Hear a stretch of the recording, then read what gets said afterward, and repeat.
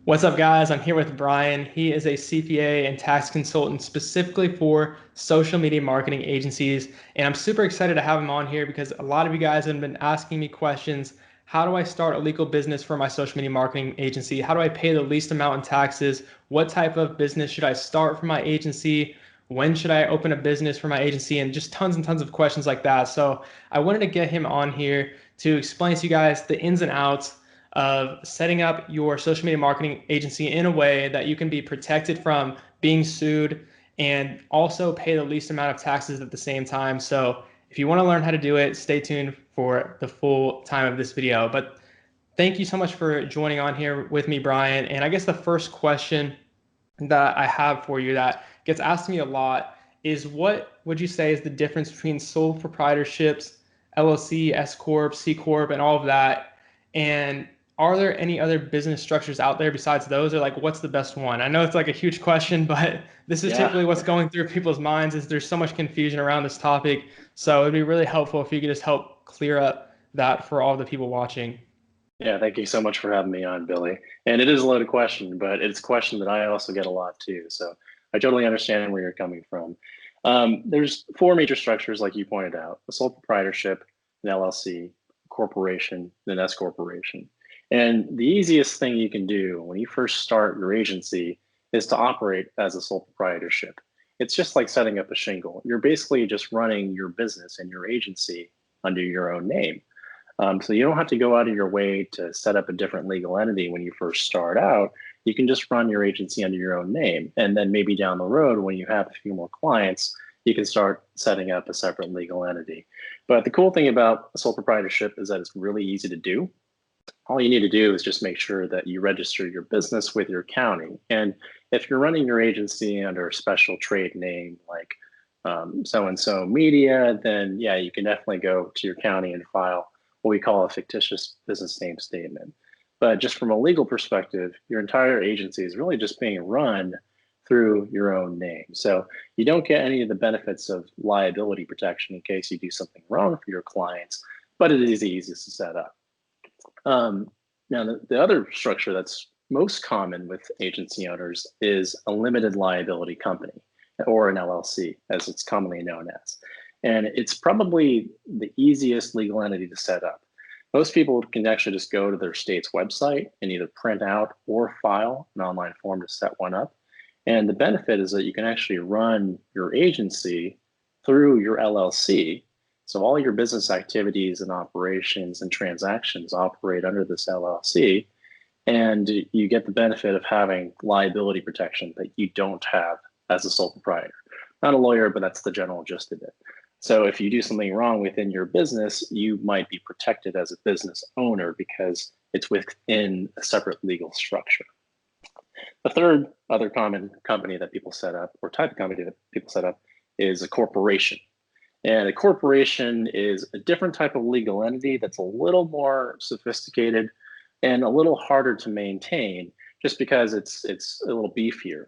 But same idea applies. You get the legal protections, but there's a slightly different tax result if you set up a corporation versus being a sole proprietor or an LLC. So for example, as a sole proprietor, you would actually report all the income and deductions from your agency directly on your personal tax return. And the same actually applies if you were to own your LLC outright at 100%. You actually report all your agency's income and deductions directly on your personal tax return. So you pay taxes on all your agency's income and deductions. It's a little bit different when you're looking at a corporation because the corporation actually pays its own tax. It's like a separate living vehicle on its own that pays its own tax. Any profits that are left over within the corporation can then be distributed to you personally, and then you might actually have to pay another tax on those profits. So if you think about the difference, a sole proprietorship or an LLC might just have one layer of tax, whereas a corporation might actually have two. So there are some downsides if you do a corporation. Fortunately, there were changes with tax reform, so the corporate tax rate's lower, but just something to think about if you want to set up one or the other in terms of easiest to hardest. And the last structure that's pretty common with small business owners and agency owners is called an S corporation. And an S corporation is really just a tax designation. It's not a separate legal entity that you set up. It's really just a tax classification. So in the eyes of the IRS and maybe your state, it's treated as a corporation, but it's only subject to one layer of tax. So you might file a separate tax return, but it's passed through to your personal return with an end result that's kind of similar to being a sole proprietor or LLC. The biggest difference is that there's no self-employment taxes on S corporation income. So that's one of the big key drivers in why people set up S corporations is there's no self-employment taxes. I can get into that a little bit when we talk about more about taxes and agencies, but that's the general gist of the 4 different options. Awesome. Now, you don't really see a lot of other structures outside of those 4. So there's other types of business structures, but they're not very common. Yeah, that was literally the best explanation I've ever seen from someone ever. And guys, this is the reason I wanted to bring him on is because it's so difficult to find somebody that knows specifically about social media marketing agencies and can speak the same language as us. So I'm really thankful that you actually jumped on with this. But I had 2 questions. Well, actually, the first one was, can someone make what should someone do if they don't even have a business set up and they're just kind of making money as a freelancer? Like, what's the difference between just being a freelancer and just collecting checks from your clients without setting up anything versus setting up a sole proprietorship? Yeah, you can actually just go ahead and do that as like a new agency owner and work as a freelancer and stuff. And it's really not that different as a sole proprietorship because really a sole proprietorship is like a freelancer. Like they're sort of like one and the same. So let's say like you started an agency and you got your first client, right? And you got to figure out a way for your client to actually pay you. Well, you can accept checks and payments online and whatnot in your own name, and you just report that on your personal tax return, just like you would in a sole proprietorship. The difference is if you set up an LLC, which kind of acts like one from an income tax perspective, then you actually have to route all those checks through your business, your LLC that you set up. That's one of the key distinctions. So anyone who's starting out, get a business checking account is my recommendation. That way you can funnel all your income and deductions or expenses out of that business checking account. Got it. So the way that I did my business for you guys that are wondering, I started off I didn't set up like a sole proprietor. Well, I was pretty much a sole proprietorship, but I didn't set it up like legal or anything like that. I just collected money through my own name for my clients. I would just send them an invoice from like Billy Willson or whatever. And that's how I would do my taxes. Just set it up in my own name. It's just like individual income, kind of like a contractor. And then if you don't know what a contractor or what a contractor is, we might cover that later. But after I did that for a while, after I built my agency up to like 3 clients or something like that, that's the point where I actually opened an LLC. And then my accountant also told me to set up that SCorp taxation setup because I was expecting myself to make over $100,000 that year. And then from there, well, this is kind of ties back into my question. At what level would you typically recommend somebody go from a regular sole proprietorship to an LLC and then to S Corp taxation to like a C Corp? Like what are the different ranges that you would recommend people do each step depending on their situation? Yeah, totally get it. So when you're starting out, as I always say, focus on getting your first few clients. So I'd say if you, for example, had a monthly retainer client at $2,000 a month and you had 3 of those, that's when I would recommend you want to form a separate legal entity for your business, probably an LLC. And from there, you can make the decision on whether or not you want to make that tax designation with that S Corp election. And the sweet spot is really once you hit 6 figures. So once you hit that $100,000 mark, ideally in profit, not necessarily gross revenue, but like how much you're actually keeping at the end of the day. That's when you really start to see the benefits because of the self-employment tax that I had mentioned before. As a sole proprietorship or a disregarded entity LLC, you got to pay that 14%, 15% self-employment tax on pretty much every dollar of profit up until like $130,000. So it gets to be a really expensive proposition if you leave it there. But once you make that 6 figures, that's when it's actually worth the cost of making that S Corp election. There's more complications, as you're probably aware, Billy. just because you have to pay yourself a salary and you got to get a little more Yep. sophisticated with your accounting and payroll and whatnot. But I think the cost is usually worth it. Like it doesn't cost as much to maintain when you compare it to what you're paying every single year in self-employment taxes, which can really be a killer for most Yeah, companies. exactly. So actually, by setting my company as an S corp, I saved about $6,000 last year on that. So yeah, that was definitely pretty helpful doing that. But you would obviously want to talk to an accountant based on your specific situation to get like their input. It really depends on how much you're expecting to make, because if you're making too little, it's probably best to not do an S corporation. If you're making um, is there like a limit to making too much with an S corporation, you would say? There could be. I mean, there isn't really a problem if you leave it as an S corporation. You keep making a lot of money. But my next recommendation is, if you start making tons of money with your agency, like you're hitting $500,000 a year or so in like actual profits, that's when you actually want to start comparing what an S corporation tax posture would be like to, say, a C corporation or a normal corporation where the corporation pays a tax.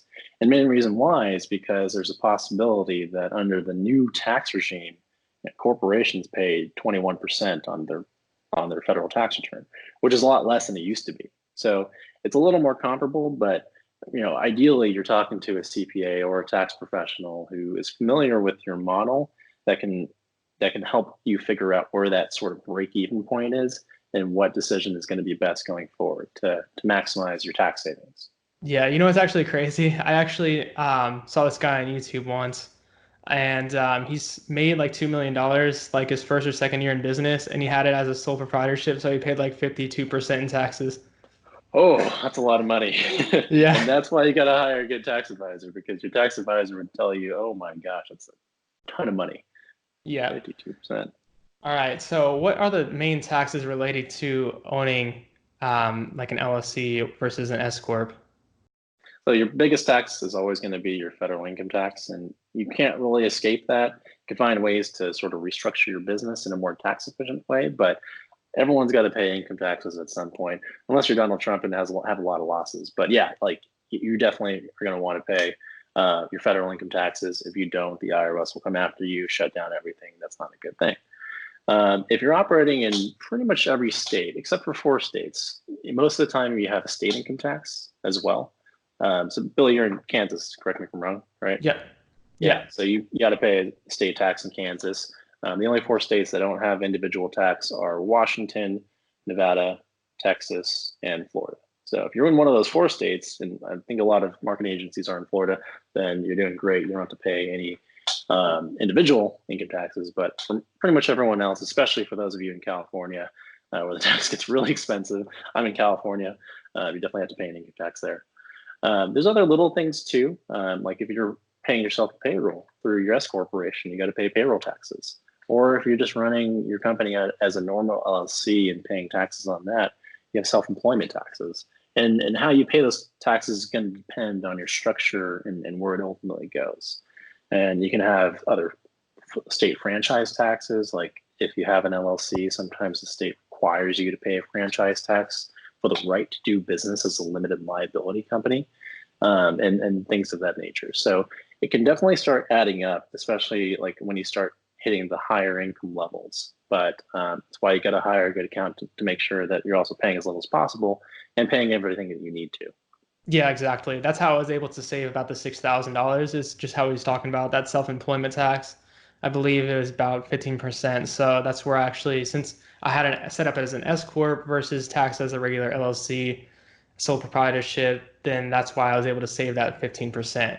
But obviously, like he said, there's some difficulties with setting that up. I had to set up like a payroll, so I was paying myself like a regular employee of my company and some things like that. So that's why it's really important to talk to someone like Bryan to actually help you get that set up. But it's really helpful to do this video with you guys because then you actually know what you're talking about before you even get into like a meeting with an accountant. But let's see. We talked about most of these questions, just making sure that I don't have anything else. Um, this is a good one. What deductions can you use for your social media marketing agency? Oh, here's a really good deduction, and one that people don't do properly. So I want to make sure that this is highlighted. Uh, most people start out their agency in the comfort of their home, right? That's one of the benefits of starting a social media marketing agency. You don't necessarily have the resources to pay for office space right away. But what's cool is that if you have a separate room dedicated to your home office, you can take this home office deduction and allocate some expenses that you pay towards your home. Like, let's say you own a property, like that you live in, like a house, and you pay interest, property taxes, utilities, insurance, all that stuff. You can actually allocate a portion of those expenses to your business and take a deduction on your tax return. And that can be huge depending on how much you pay. Let's say you're paying rent, right, for an apartment, and you have a 2-bedroom apartment like I do, and you allocate one of your rooms solely for your home office. You can actually set it up so you take a deduction for the piece that relates solely to your home office. You just have to make sure that the office that you use for all your business is a dedicated office that isn't used for anything else. So you can't just put like a bed in your home office and call it a home office. You have to really have a specific space for it. And that can be thousands of dollars depending on how much you're actually paying for your residency costs. Another cool one is like online courses and education. So for example, if you're paying for Billy's course and you already started your agency, like that is money right there. You can take a tax deduction for it if you set it up properly. You just have to make sure that you actually have an agency and make sure you run that expense through your business checking account. So it's pretty key and visible that it's related to your business. Anything that you do to improve your trade or business, in this case, your agency skills, can be deducted. So you want to take advantage of that if you can. And then just your general business expenses, things like marketing. Like if you're paying for marketing for whatever reason for your own agency just to promote your services, that's going to be something. Software expenses, computer hardware, like if you had to buy a laptop to run your agency, those are all potentially deductible all in one go. So you want to pay attention to basically any costs that you're incurring for your agency. And the likelihood is that there's a strong possibility you can take a deduction for it. Some things are a little more sensitive than others, but for the most part, you can deduct a lot. Yeah, exactly. That's pretty much my situation here. I deduct this whole room because it's only for an office and got my whole like standing desk and like monitors and PC and everything. Of course, I use that all for my business. So those are all deductions that I can use. Is like a phone something, like a phone bill, something that people Yeah. can deduct as well? Yeah, it's a little tricky, right? Because you have your cell phone and use it for pretty much everything. But if you can substantiate that you use your phone for your business, which most people do, myself included, then yeah, you can allocate a portion of your cell phone expenses as a deduction. So cell phone, internet, things of that nature, things that you wouldn't necessarily think about are expenses that you could actually potentially deduct. And if you're traveling for your agency, let's say you're meeting with clients either locally or you're flying out for certain conventions that are for your agency, there's a strong possibility that you could actually take deductions for that too. Just got to make sure that you document everything. That's the key with the IRS is like they want documentation for pretty much everything that you do. That's going to be like, is it a personal expense? Is it a business expense? And as long as you can prove that it's a business expense, then usually you're in a good place. But talk to your CPA and just make sure you have a system in place to do all that. Got it. And then what would you actually recommend people track those expenses and income? Like where would you typically recommend people track that? Yeah, like so if you're starting your agency, you won't have a whole lot of expenses off the bat, and you might only have like a few deposits coming in every month and whatnot. You can track that in a simple Google sheet or Google Doc or Excel spreadsheet when you're starting out, just because you don't have a whole lot. If you have a separate business checking account, that's ideal because then you can sort of separate out your business from your personal expenditures. But my recommendation is when you're starting out, focus on what's important, getting clients. Then once you start actually having a lot more transactions in your agency, like more checks coming in, more expenses, there's like software that you can use that'll actually link up with your bank accounts that will actually track everything for you and make it really easy for your accountant at your end. One software that I recommend for a lot of my solopreneur clients that are sole proprietors is QuickBooks Self-Employed. And it's pretty cheap. I think it's like $10 a month. And that one just syncs up with your bank account. And what you can do is you can actually like categorize every single transaction that funnels through your checking account as what type of expense it is so that at the end of the year, you can actually claim your deductions appropriately instead of having to go through and dig through all your statements. It's a lot of work. And Yeah, then like, exactly. yeah, and you probably did that too, like when you started out your agency, I imagine, right? Yep. And then when your agency becomes a little more sophisticated and you think about, okay, do I need to set up an SCorp election or something? Then you might want to think about implementing a full scale accounting system like QuickBooks, like a normal QuickBooks license. And that's not that much more dollars when you compare it to the self-employed license. And it's definitely something you're going to need if you do an SCorp election. So there's systems in place that help you sort of track all your income, track all your expenses. As your agency grows and gets more sophisticated, then you can upgrade to different systems. And if you're tracking like receipts, which a lot of people have, then I recommend Expensify. It's like $5 a month. And that one works really well and integrates with QuickBooks. Awesome. Yeah, just to kind of recap on that, the way that I did it for my own agency is when I had sole proprietorship and didn't have like an LLC set up, I tracked all my stuff through QuickBooks and everything would just go through my normal personal bank account or whatever. And I would just separate them. Like it was like swipe left and swipe right for like personal versus business in QuickBooks. And you like connect your bank account. So it was pretty simple. And it didn't cost that much either. So that's how I actually started out. So that's really, really good advice. And then what I did after that, once I actually started my LLC, I just had a separate bank account and I just got like a credit card for it. And then all I did was I just, anything that was business, I would just buy it on my business credit card, or clients' payments would just go straight to my business account. So rather than swiping left and right in QuickBooks, it would just, like everything was just different bank accounts. So that was the way of separating it from there. So that's pretty much how I personally did it. And I'm glad that you had the same recommendations. But I think that's honestly all the questions that I have for this video. Is there any last advice or anything that you had? No, just make sure that when you're starting out and you need help, Google is a great resource for tax resources and advice, but it really helps to just have a sit down one-on-one with a professional who knows marketing agencies, who knows tax really well. Make sure that they're guiding you in the right direction so that you're not thrown off guard with things that you didn't anticipate at the end of the day.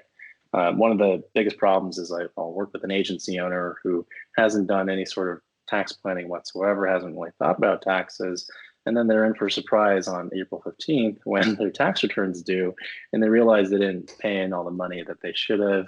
And then they get hit with penalties and interest. Maybe they don't even have enough cash in the bank to actually pay their taxes. So it's something that you want to think about on the front end. So if you're watching this video, like hopefully the advice here that I gave you will kind of give you perspective on things to look out for when you're starting out.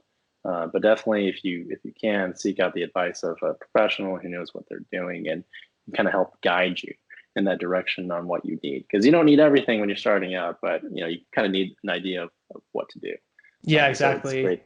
That's a really key point to focus on. Like, don't wait until next year to get this started. Like, just get it set up now. If you already had a couple clients, get it set up now. And just to let you guys know, like my personal situation, like I said earlier, once I had like 3 clients, that's when I started to actually open up like a business, and I talked to an accountant. In my first accountant, I paid them like $2,000 up front. So it's definitely not cheap. So I don't want you guys to expect that, but it's more than well worth it, and it's pretty much 100% necessary. Like you have to do it if you have a business.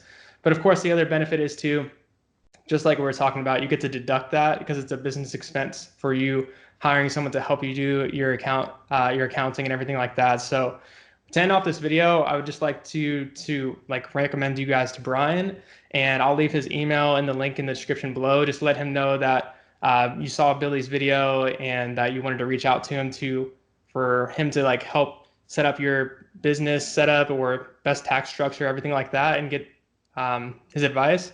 Of course, just like he said though, only do that if you guys already have like a couple clients. If you're before that, focus on getting the clients first, and then you can talk to him after you got a first couple of clients. But with that said, I really hope you guys enjoyed this video, and I really appreciate you taking the time, Bryan. And if you guys, like I said, need any help with accounting and tax, the thing that really separates him is that he focuses specifically on social media marketing agency owners. So he can speak your same language. When I first talked to my accountant, he had literally like no clue what my business was, and it took me so long to explain to him that I do like an online marketing agency. it was so frustrating. So if you can work with Bryan, like it's going to be so hard to find an account that understands like online marketing. It's so difficult. So I'm really glad that I found you, and hope you guys enjoyed the video. And once again, if you need any help from Bryan, just reach out to him using his email in the description. Thank you guys for watching, and thank you, Bryan, for taking the time for the call. Absolutely, brother.